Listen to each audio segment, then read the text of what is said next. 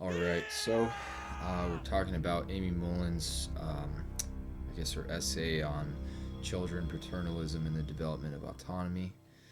Um, just getting into it, there's three main features she identifies of personal autonomy. Number one, volitional stability, which is in essence I guess not the I guess it is the ability, but not necessarily that there is the ability. It's more so just that there is or is not a constant, a constant thing that you're pushing towards, um, to align your goals to. So, secondly, she identifies self control, which is the ability for someone to recognize when they're straying from those, things that they desire and getting back on track. It's pretty self explanatory.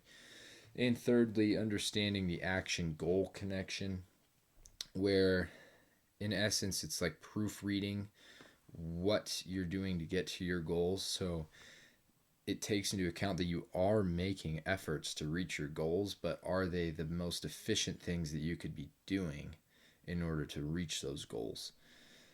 And so regarding children, these aren't really great, you know, these aren't strong suits for most children.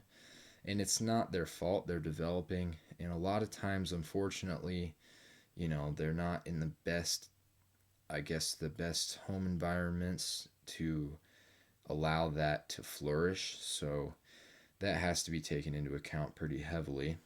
Along with that, she identifies the positive and negative liberties for children's autonomy.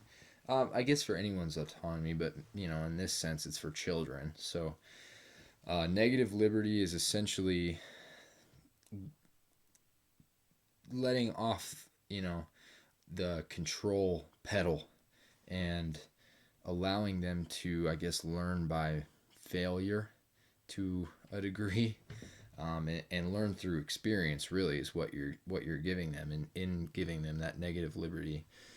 And secondly, positive liberties, which is kind of encouraging them to make those, their, exercise their autonomy as a child. So, uh, encouraging them to do things, putting them in certain situations. For example, maybe you put them in a after school group, or you put them in a certain class when they're able to take elective classes.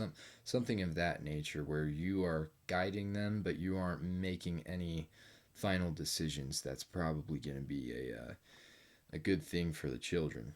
And in essence, the idea is to instill in them that they need stable desires, and then to also have the self control and the maturity to look back on their actions and their decisions that they've made in order to reach those desires, because hopefully they're on that path, but obviously children stray from their paths daily, as I certainly did. And the maturity to realize that is what really matters, and that's a great sign in any kid, and I'm sure everyone would agree with that. So, not that I want you to agree, but it's pretty clear. So, apologies if I sound sick or nasally, because I'm pretty stuffy right now. So, thank you.